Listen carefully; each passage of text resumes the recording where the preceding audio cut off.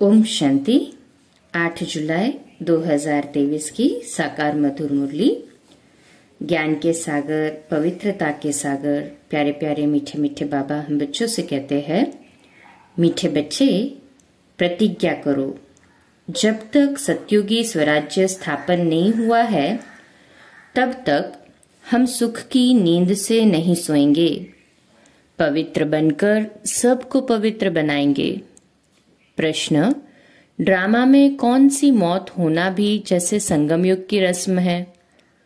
उत्तर, विजयमाला में आने का पुरुषार्थ करने वाले अच्छे अच्छे बच्चे भी आश्चर्यवत सुनंती, कथनती, फिर भागंती हो जाते अर्थात मर जाते हैं।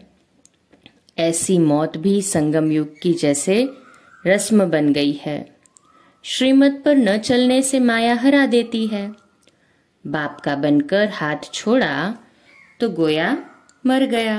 बाबा का बने, ज्ञान सुना, सुनाया और फिर छोड़ा तो गोया मर गए ना। तकदीर पर लकीर लग जाती है। गीत है, दर पर आए हैं कसम लेके। ओम शांति। मीठे मीठे जीते जी मरने वाले बच्चों ने ये गीत सुना। कौन सा? दर पर आए हैं कसम लेके।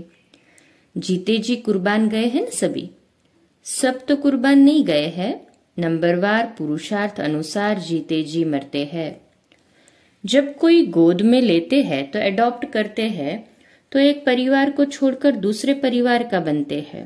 बच्चे जानते हैं हम आसुरी परिवार से मरकर सभी ईश्वरीय परिवार के बने हैं।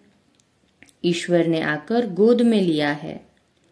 अज्ञान काल में कोई ईश्वर की गोद नहीं लेते हैं, धर्म के गुरु की गोद ले लेते हैं। जैसे वल्लभाचारी श्री कृष्ण के मंदिर में बच्चे को श्री कृष्ण की गोद में देते हैं, परंतु वह तो है जड़ चित्र, इसलिए फिर ब्राह्मण पुजारी गोद में ले लेते हैं वैष्णव बनाने के लिए। ऐसे गोद में तो बहुत लेते हैं। बच्चे जानते हैं बरोबर उनकी गोद लेते हैं जो होकर गए हैं। कोई क्राइस्ट की गोद लेते, कोई इब्राहिम की गोद लेते। कब होकर गए हैं, वह फिर कब आएंगे, ये सिर्फ तुम बच्चे ही जानते हो। अभी तुम जीते जी मरते हो।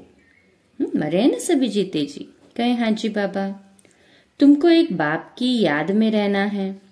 लौकिक बाप के बच्चे गोद में आते हैं, बाप मर जाता है, बाकी बच्चे रह जाते हैं। यहाँ तुम ऐसे बाप की गोद में आए हो जो बाप तुमको इस मृत्युलोक से अमरलोक में अथवा दुर्गति से सदगति में ले जाने वाला है। मनुष्य मात्र का सदगति दाता एक ही है। ऐसे नहीं कि सदगति सिर्फ तुमको मिली है। सदगति तो सबको जरूर मिलती है, परंतु ड्रामानुसार किसको सतो प्रधान, किसको सतो, किसको रजो, तमो सदगति मिलती है। भल तमो में आते हैं तो भी पहले आने से दुख नहीं भोगते, पहले सुख जरूर भोगना है। अंत में तो सभी दुख भोगते हैं। बाप कहते हैं कि सदगति दाता पतित पावन मैं एक ही हूँ। पहले पहले जो आत्माएं आती है वह सुख भोगती है, फिर दुख में आती है। तुम भी नंबरवार पुरुषार्थ अनुसार पहले सतो प्रधान, फिर सतो रजो तमो में आते हो। तुम भी नंबरवार सदगति को पाते हो। मुख्य 8 दाने गिने जाते हैं ना। अब तुम सब द्रौपदियां हो। बाप के बने हो तो बाप को कभी छोड़ना नहीं है, परंतु श्रीमत पर याद नहीं करते हैं तो फिर माया हाथ छुड़ा देती है। गोद तो ली, शरण में चलते आए। अच्छे अच्छे बड़े मीठे बच्चे जिनको विजयमाला में 3-4 नंबर में रखते थे, वह भी आश्चर्यवत भागंती हो गए। ये भी इस संगम युग की रस्म रिवाज है। आश्चर्यवत सुनंती, कथनती, मरंती, ये होता रहेगा। कहेंगे ड्रामा में इनका ये मौत था। बाप का बनकर फिर हाथ छोड़ा तो गोया मर गया। है तो भल इस दुनिया में, परंतु जीते जी यहाँ से निकलकर आसुरी दुनिया में चला गया। कोई कारण तो बनता है ना। भल कहेंगे ड्रामा, परंतु श्रीमत पर न चलने से माया से हार खा लेते हैं, तकदीर पर लकीर लग जाती है। ईश्वर का बनने से फिर होती है माया से लड़ाई। बाकी देवताओं और असुरों की लड़ाई नहीं होती है। माया असुर है जो जीत पा लेती है। अच्छा, अब बच्चे लिखते हैं कि राखी बंधन के त्योहार पर क्या करें। हर त्योहार पर तैयारियां तो करते हैं ना। रक्षाबंधन पर्व के उपलक्ष्य में इन एडवांस जाकर राखी बांधते हैं। इसका पूरा रहस्य भी बुद्धि में होना चाहिए। आगे तो ब्राह्मण ब्राह्मणियां राखी बांधते थे। अब ये रिवाज निकला है कि बहन भाई को राखी बांधती है। असल में ब्राह्मण राखी बांधते थे क्योंकि ब्राह्मण जाति ऊंच स्वच्छ गाई हुई है। ब्राह्मण असूल सन्यासियों से भी ऊंच है, परंतु ड्रामानुसार इस समय सन्यासी ऊंच बन गए हैं। आगे ब्राह्मण राखी बांधते थे, फिर जन्माष्टमी पर वह राखी खोलते थे। जैसे द्रौपदी के लिए कहते हैं कि जटाएं खोल दी थी। ऋषि लोगों की जटाएं भी हमेशा खुली रहती है। पतिव्रता स्त्री होती है तो चोटी बांधती है। द्रौपदी ने खोल दिया था कि जब तक हम अपना राज्य नहीं लेंगे तब तक चोटी नहीं करेंगे। अब तुम बच्चों को सिर्फ अर्थ समझाया जाता है। जब तक हम स्वराज्य नहीं लेंगे तब तक सुख में सोएंगे नहीं। बाबा कहते हैं अभी हमको अर्थ सहित समझाया है कि जब तक हम स्वराज्य नहीं लेंगे तब तक सुख से सोएंगे नहीं। गाते हैं ना, आराम हराम है। अंदर में ये जोश रहता है कि जब तक स्वराज्य नहीं लिया है तब तक सुख कहाँ। सुख तो भविष्य में पाना है। इसके लिए पुरुषार्थ अब करना है। अब तुम जानते हो, रक्षा बंधन अर्थात पवित्र रहने के लिए हम प्रतिज्ञा करते हैं। राखी अर्थात प्रतिज्ञा की बात। अब ये त्योहार कब से शुरू हुए, क्यों शुरू हुए, कौन निकला जिसने राखी बंधन की राय निकाली। कोई एक राय निकालते हैं, फिर उसका नाम बाला हो जाता है।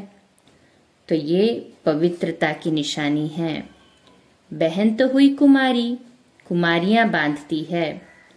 तुम गृहस्थी को भी जाकर बांधती हो। कुमार तो है ही कुमार। बहन भाई को बांधती है। कुमार हो व शादी किया हुआ हो। शादी किया हुआ हो फिर पवित्र रहे, ये भी बड़ा मुश्किल है। भगवान कहते हैं कि अंतिम जन्म पवित्र बनो, तो भी नहीं बनते हैं। तो बहन द्वारा कुमार भाई को राखी बांधनी चाहिए कि प्रतिज्ञा करो, हम कभी विष नहीं पिएंगे। जो है ही विकारी वह तो कभी विकार को छोड़ेंगे नहीं। भगवान का फरमान भी नहीं मानते हैं। तो ये कुमार कुमारियों की रस्म चली आती है। अब तुम समझते हो कि ये त्योहार भी संगम युग का है। सतयुग में तो है ही सब पवित्र, वहां राखी बांधने की तो दरकार ही नहीं। ऐसे नहीं कि ये सतयुग से लेकर रिवाज चला आया है। उत्सव बहुत करके संगम युग के है। लक्ष्मी नारायण का उत्सव भी अभी मनाते हैं, परंतु उनका महत्व नहीं। श्री कृष्ण जयंती मनाते हैं, परंतु पहले तो श्री कृष्ण को ऐसा किसने बनाया वह बताओ। बेचारों को मालूम नहीं है। ये भी क्लियर कर लिखना है। उत्सव सब है इस समय के। सतयुग में ऐसी बात होती नहीं। ये तो द्वापर में कुछ समय बाद फिर शुरू होते हैं। दीपमाला का उत्सव भी सतयुग में नहीं मनाया जाता जैसे यहाँ मनाते हैं। यहाँ मनाने का अर्थ दूसरा है। उत्सव का महत्व कब का है ये समझने की बात है। बच्चों को समझाया जाता है ये उत्सव उस समय के है जबकि शिव जयंती होती है। शिव जयंती के बाद फिर होती है राखी। पवित्र बनने की प्रतिज्ञा करते हैं कि अंतिम जन्म हम पवित्र बनेंगे। भारत को अथवा विश्व को पवित्र बनाने के लिए। तुम बच्चों के लिए इस रक्षाबंधन का बड़ा महत्व है। प्रतिज्ञा की जाती है, हम कभी पतित नहीं बनेंगे। अब तुम पावन बनते हो तो सिर्फ तुम पावन कुमारियों को ही हक है राखी बांधने का। भाइयों को सदैव पवित्र रहने के लिए राखी बांधनी है और इन गृहस्थियों से प्रतिज्ञा करानी है पवित्र रहने की।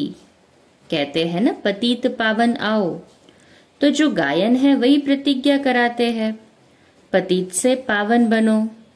बाप आकर प्रतिज्ञा कराते हैं। शिव जयंती के बदले है, शिव जयंती के फिर बाद में आता है रक्षाबंधन। होली भी ज्ञान की है। धुरिया और होली दोनों इस समय के है। होली अर्थात पवित्र बनो, धुरिया माना ज्ञान धारण करो। वह फिर पत्थर, ठिक्कर, गोबर आदि आदि बनाकर क्या क्या करते हैं। तो पतित पावन बाप ही आकर बच्चों को समझाते हैं। जो जीते जी मरते हैं उनमें भी मातेले और सौतेले होते हैं। मातेले का हिसाब किताब जरूर बाप के पास होगा। बाप जरूर बच्चे की सब कारोबार, मिल्कियत आदि के को जानते होंगे। मातेले वह जिनका बाप से पूरा लव रहता है। मातेले भी नंबरवार होते हैं, सौतेले भी नंबरवार होते हैं। कोई कपूत कोई सपूत तो होते ही है। शिव जयंती भी संगम युग पर होती है। संगम का भी टाइम देना चाहिए। बाबा कहते संगम को भी टाइम तो देना चाहिए ना। जैसे लीप मास कहते हैं, फिर लीप सेंचुरी 100 वर्ष की है, ये बहुत ऊंची है। लीप सदी 20वीं सदी कहते हैं ना। इनमें भी ये सदी जिसमें बाप आते हैं इसको संगम सेंचुरी कहेंगे। उथल पुथल होने में टाइम लगता है। दीपमाला भी यहाँ की है। तुम बच्चे जानते हो, शिव जयंती के बाद फिर है पवित्रता की बात। शुरू से लेकर पवित्रता पर झगड़ा चला आया है। पवित्रता के साथ ज्ञान और योग की होली धुरिया साथ साथ है। बाप की याद भी अच्छी रीति चाहिए। ज्ञान का धुरिया भी चलता रहता है। ज्ञान बरसात तुम पर होती ही रहेगी। पवित्रता पर ही झगड़ा चलता है। सब कहते हैं कि ये कौन आया है जो कहते हैं घर गृहस्थ में रहते पवित्र रहकर दिखाओ। सन्यासी तो खुद घर बार छोड़ जाते हैं। गोपीचंद राजा की भी कहानी है ना। उनसे पूछा गया, तुमने राज्य भाग्य क्यों छोड़ा? तो बोला, प्रभु मिलन के लिए छोड़ा। इस पर गीत भी अच्छे अच्छे गाते हैं। यहाँ तो गृहस्थ व्यवहार में रहकर पवित्र रहना है। पवित्रता पर ही सारी खिटपिट होती है। अब रक्षाबंधन है पवित्र बनने बनाने का यादगार पर्व। यहाँ देखो, छोटे छोटे बच्चों को भी साक्षात्कार होता है। अब छोटे बच्चे ने क्या भक्ति की, बाबा ने झट सबको साक्षात्कार करा दिया। तो समझते थे जादू है। इसको कहा जाता है शिव बाबा के चरित्र। बैठे बैठे गुम हो जाते हैं, ये भी ड्रामा ही कहेंगे। एक दो को देखा और ध्यान में चले गए। ये सब चरित्र परमपिता परमात्मा के हैं, श्री कृष्ण के नहीं। श्री कृष्ण का नाम ले सारी बदनामी की है। भागवत में क्या क्या लिख दिया है। श्री कृष्ण सतयुग का प्रिंस, उसने चीर हरे, ये किया। ऐसे चरित्र तो गाए नहीं जाते। दुनिया वाले समझते हैं बरोबर श्री कृष्ण ने ये सब किया होगा। फिर कहते हैं कि श्री कृष्ण ने, फिर क्या कहेंगे कि श्री कृष्ण के शरीर में आत्मा आई होगी जिसने ज्ञान सुनाया होगा। परंतु ऐसे तो नहीं हो सकता। वह तो प्रिंस नामी ग्रामी था। फिर रथ दिखाते हैं, रथ में श्री कृष्ण दिखाते हैं। घोड़े गाड़ी पर बैठ पाठशाला चलाई जाती है क्या? ये है राजयोग की पाठशाला। वहां उन्होंने युद्ध का मैदान दिखाया है और तुम कहते हो, अभी हम कहते हैं कि कहाँ तुम्हारी ये युद्ध है, हमारी भी युद्ध चल रही है माया से। तो ये है माया पर जीत पाने की युद्ध। तो तुम बच्चों को रक्षाबंधन पर समझाना है रक्षाबंधन अर्थात पतितों को पावन बनाने के लिए स्वयं परमपिता परमात्मा आए हैं। तुम ब्रह्मा कुमार कुमारियां हो, जो गाई हुई हो। कुमारी वह जो 21 कुल का उद्धार करे। संगम की बात है ना। फिर यह उत्सव सत्युग आदि में नहीं चलता। राखी बंधन के बाद फिर है श्री कृष्ण जयंती, क्योंकि सत्युग में पहला नंबर जन्म है श्री कृष्ण का। उनकी भी राजधानी है। वह इस समय प्रतिज्ञा करते हैं श्री कृष्ण के कुल में जाने के लिए। ये राजयोग है। तुम नर से नारायण बनते हो। लक्ष्मी नारायण की जीवन कहानी है नहीं। बाप ने समझाया है राधे कृष्ण सो लक्ष्मी नारायण की जीवन कहानी। श्री कृष्ण का जन्मदिन मनाते हैं। अच्छा, नारायण जयंती कहाँ? कारण होगा ना। न समझने कारण सारा खेल ही मुझा दिया है। महत्व सारा यहाँ का है। ऐसे भी मत समझो कि दीपमाला कोई सत्युग से शुरू होती है। सत्युग में तो है ही पवित्र दुनिया। सभी की आत्माएं जगी हुई है। उत्सव सब इस समय के है। अभी तुम सब की बायोग्राफी को जानते हो। शिव बाबा स्वयं आकर के बच्चों को कहते हैं कि अब पवित्र बनो। तुम आत्माएं मैली हो गई हो। सन्यासी तो कहते हैं आत्मा निर्लेप है। इसलिए बहुत लोग कह देते हैं अंडा मछली आदि खाने में कोई हर्जा नहीं है।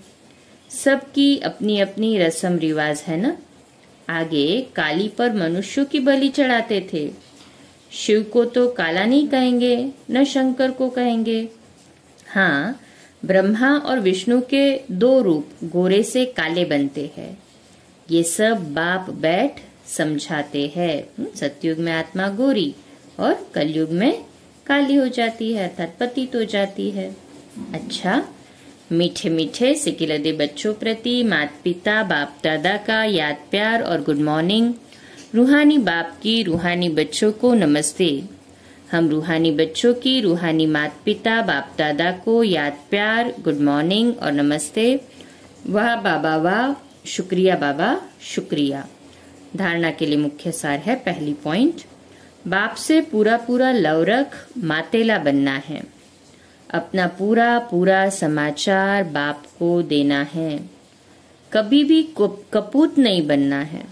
दूसरी पॉइंट, रक्षा बंधन का यथार्थ रहस्य बुद्धि में रख। पवित्र जरूर बनना है। माया से कभी हार नहीं खानी है। पवित्रता के बल से स्वराज्य लेने की प्रतिज्ञा करनी है। आज का मीठा वरदान, सदा मिलन के झूले में झूलने वाले तत्त्वम के वरदानी बाप समान भव। आज का सोमान है, मैं बाप समान आत्मा हूँ। मैं बाप समान आत्मा हूँ। विश्लेषण, जैसे बाप दादा आप मालिकों की आज्ञा को मानकर मिलन मनाने के लिए आते हैं। जी हाजिर का पाठ पढ़कर हाजिर हो जाते हैं ना। ऐसे ही तत्त्वम अमृत वेले से लेकर दिन के समाप्ति तक धर्म और कर्म में बाप समान बनो तो सदा मिलन के झूले में झूलते रहेंगे। इस मिलन के झूले में रहने से प्रकृति और माया दोनों ही आपके झूले को झुलाने वाले दासी बन जाएंगे। सर्व खजाने आपके इस श्रेष्ठ झूले का श्रृंगार बन जाएंगे। आज का स्लोगन है, सदा ब्रह्मा बाप की भुजाओं में समाये रहो तो सेफ्टी का अनुभव करेंगे। अच्छा, कम बोलो, धीरे बोलो, मीठा बोलो, सत्य बोलो, सोच समझकर बोलो। निमित्त भाव, निर्माण भाव, निर्मल वाणी। आज का नया दिन आप सभी को मुबारक हो, मुबारक हो, मुबारक हो। शुभ दिवस। ओम शांति।